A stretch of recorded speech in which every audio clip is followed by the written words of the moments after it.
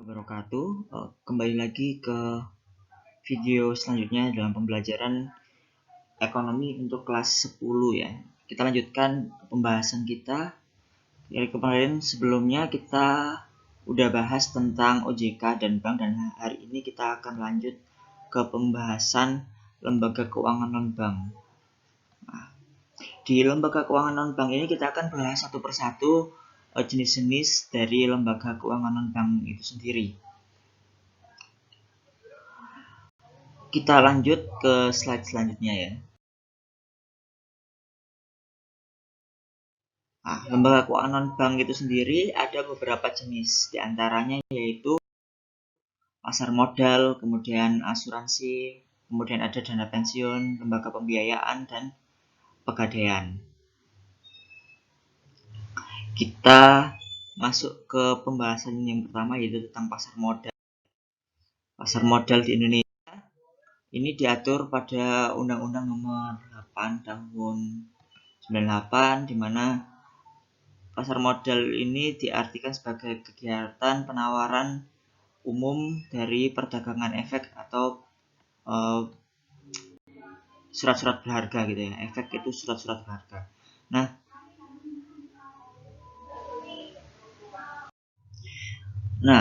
secara fungsi dan peran dari pasar modal itu sendiri ada banyak sekali. Bisa kita lihat satu persatu. Jadi beberapa fungsi penting dari pasar modal itu digunakan perusahaan atau lembaga perusahaan dalam alternatif memperoleh modal usahanya. Kemudian sarana menciptakan lapangan kerja dan lain-lain. Bisa dilihat satu persatu sendiri, di buku juga ada. Dan perannya pasar modal ini sama seperti bank, yaitu sebagai lembaga perantara dalam memperoleh modal bagi pengusaha. Jadi kalau bank itu menghimpun dana kemudian menyalurkan dalam bentuk kredit, kalau pasar modal ini sebagai perantara dalam memperjualbelikan efek atau surat berharga yang dapat dijadikan tambahan modal bagi pengusaha gitu. Kemudian tempat berinvestasi dan lain-lain. Gitu ya. Bisa kalian baca satu persatu sendiri di sini. Di buku juga ada. Dan untuk mempersingkat waktu, kita lanjut ke slide pembahasan selanjutnya, di mana produk-produk dari pasar modal itu apa aja sih. Jadi ada saham ya. Kalau saham itu surat berharga yang menyatakan kepemilikan atau penyertaan modal di suatu perusahaan. Jadi kalau kalian membeli saham, berarti kalian juga mendapatkan hak atas perusahaan itu sendiri. Jadi kalian secara hukum kalian juga termasuk ke pemilik perusahaan gitu ya. Kalau obligasi itu surat utang jangka panjang. Kalau utang di bank kan jangkanya pendek, kalau obligasi itu jangkanya panjang, minimal biasanya 10 tahun. Nah, obligasi ini ada yang obligasi konvensional sama obligasi syariah. Kalau obligasi syariah itu namanya sukuk.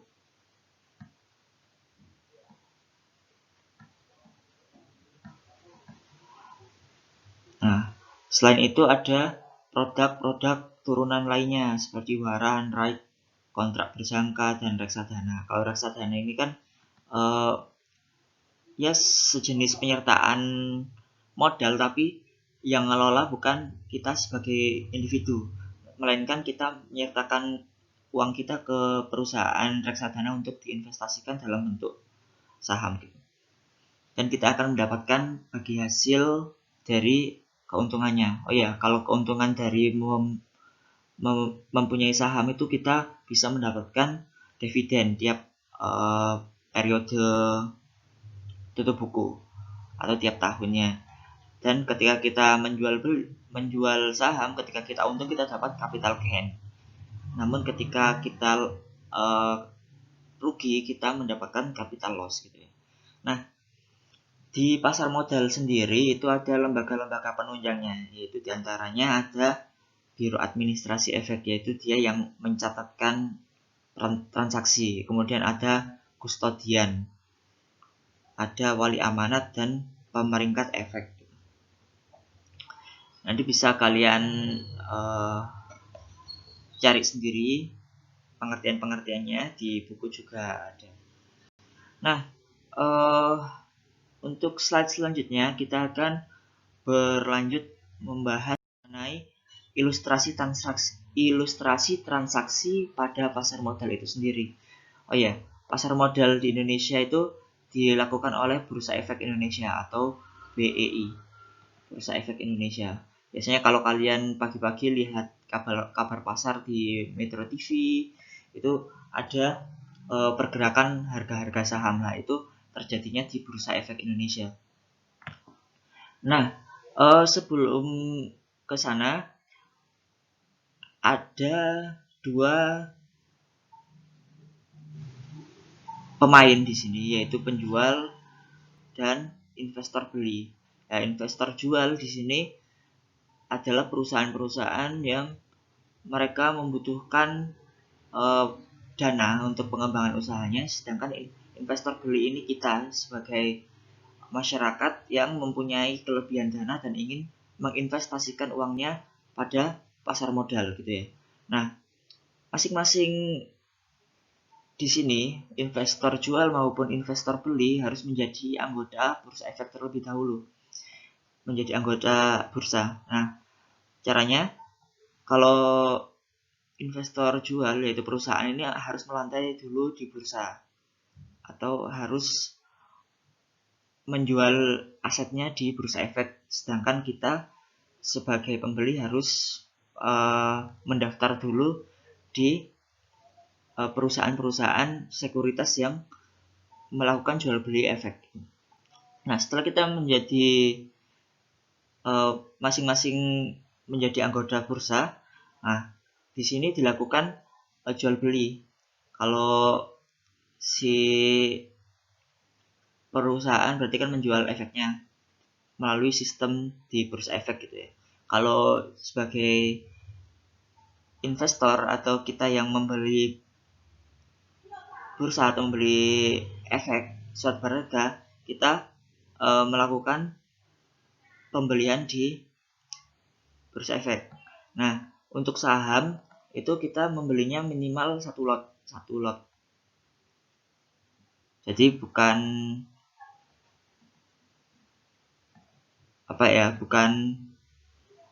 nggak boleh beli eceran satu-satu gitu, langsung harus belinya satu lot. Satu lot itu berapa?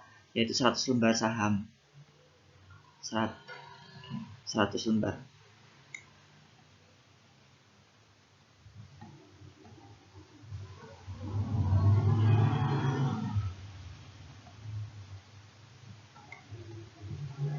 Nah, di sini di sistem bursa ini kemudian terjadi tawar-menawar harga. Nah, ketika harga yang ditawarkan si penjual dan harga yang disepakati oleh investor ini terjadi keseimbangan, terjadi harga keseimbangan dan kuantitas keseimbangan, maka langkah selanjutnya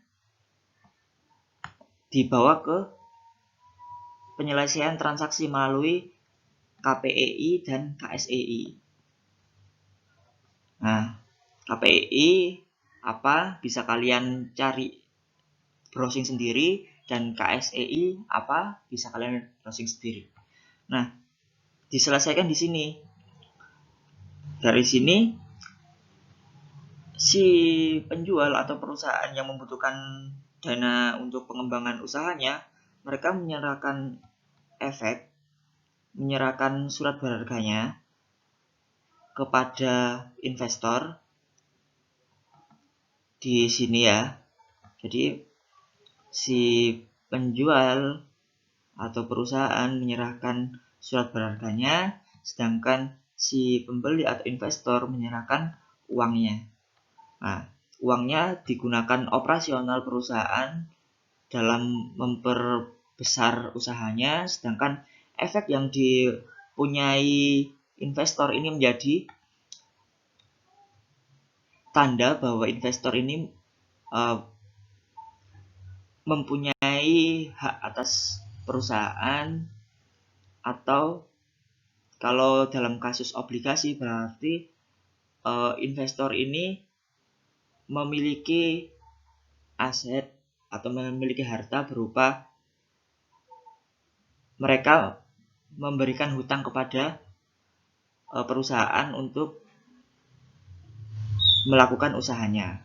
Kalau dalam bentuk saham berarti si investor ini mempunyai hak atas perusahaan dan tiap tahunnya harus pasti mendapat bagian dari untung yang disebut dividen dan berhak untuk diundang di rapat tahunan.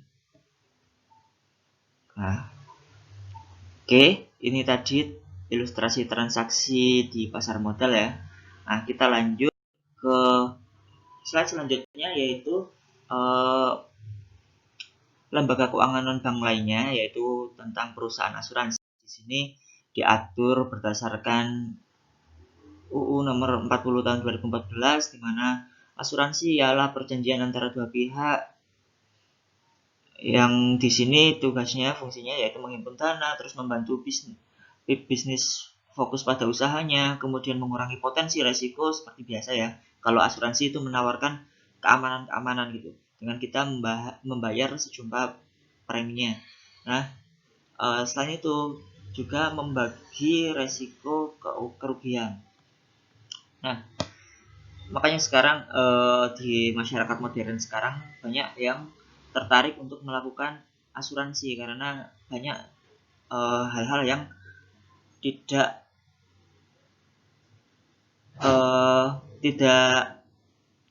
dijamin, atau banyak hal-hal yang menjadi keraguan di masa depan, sehingga asuransi ini menjadi salah satu bentuk agar masyarakat bisa memperoleh kepastian di masa depan. Nah, selanjutnya jenis-jenis asuransi ini banyak ya. Ada asuransi kesehatan, jiwa, pendidikan, bisnis, dan lain-lain.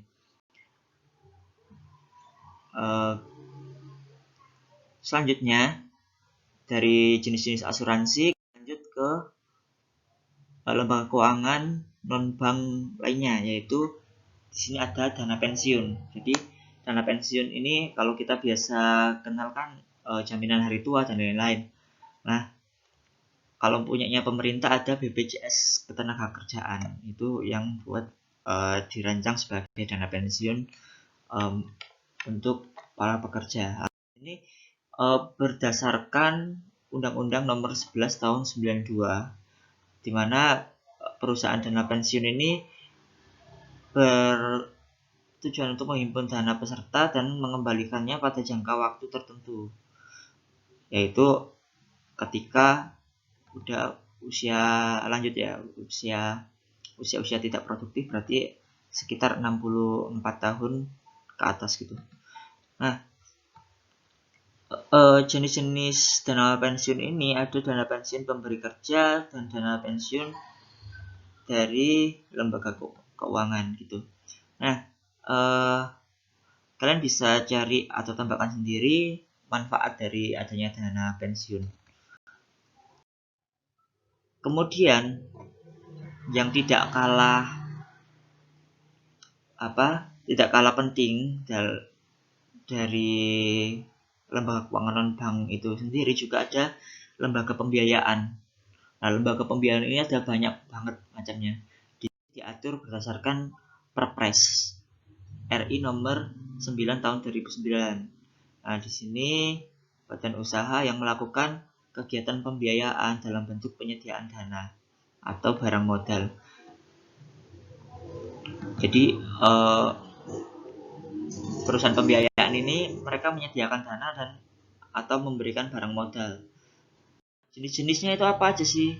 Nah, kalau kalian bisa pernah dengar leasing atau biasa kita sewa guna ya, sewa guna, kemudian anjak piutang, terus pembiayaan konsumen, usaha kartu kredit dan lain-lain.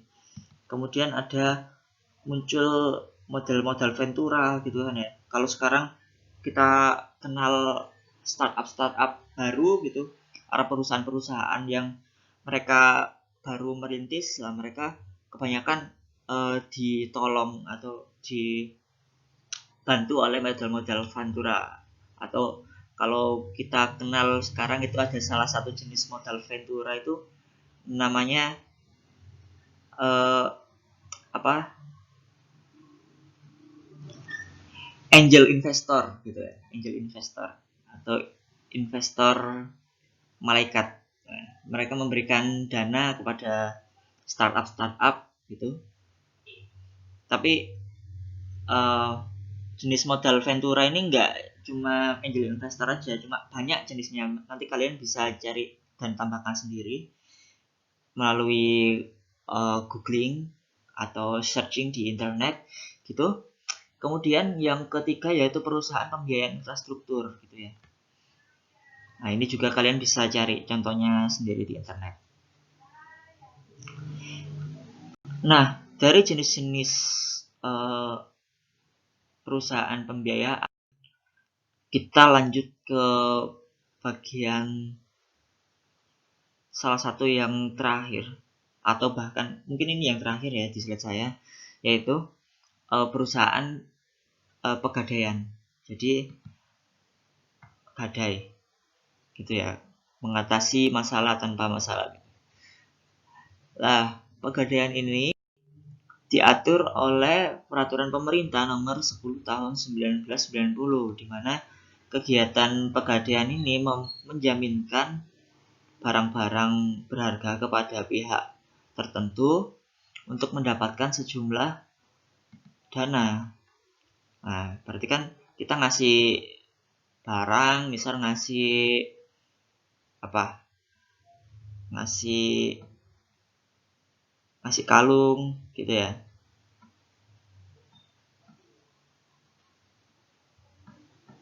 Ngasih kalung. Nah, kemudian si perusahaan gadainya menilai nih. Si gadai menilai berapa sih nilainya si kalung ini. Kemudian setelah dinilai, si yang mencari dana tadi melalui kalung akan mendapatkan sejumlah uang sesuai dari penilaian si pegadaian itu. Nah, ketika nanti si yang membutuhkan dana tadi bisa mengembalikan, jadi dia bisa membayar tebusan ke pegadaian, maka si kalung nanti akan kembali lagi ke yang punya uang gitu, yang punya kalung. Nah, gitu ya.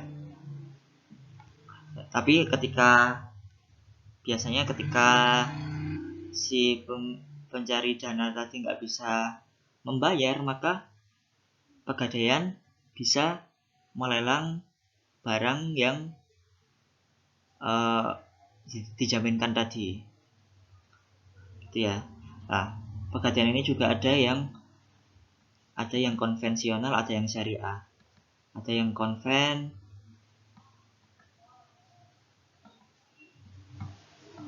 ada yang juga syariah.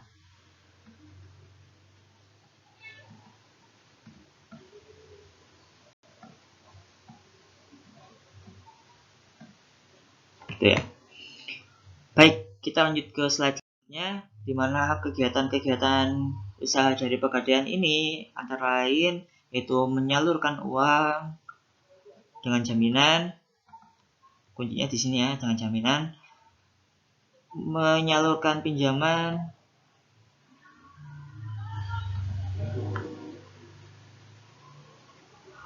kemudian pelayanan jasa titipan barang berharga dan pelayanan jenis taksiran. Jadi dia bisa menaksirkan ini harga ini kalau barangnya digadai dapat uang berapa gitu, ditaksirkan namanya. Kalau dititipkan ya kita nitipkan uang, kita nitipkan barang. Nah, dari kegiatan usaha sini kita udah selesai ternyata. Oke, itu tadi ternyata slide terakhir. Jadi ini adalah bagian terakhir dari pertemuan kita di semester 1 ini. Dan kita akan ulangan akhir semester sampai bab ini. Semoga kalian bisa mendapatkan penjelasan yang sesuai dan kalian bisa mengerti dan memahami sedikit demi sedikit dari penjelasan dari awal sampai akhir, dan semoga di ulangan nanti kalian bisa memperoleh hasil yang maksimal. Oke? Saya cukupkan sampai di sini. Wabillahi taufiq wal hidayah. Assalamualaikum warahmatullahi wabarakatuh.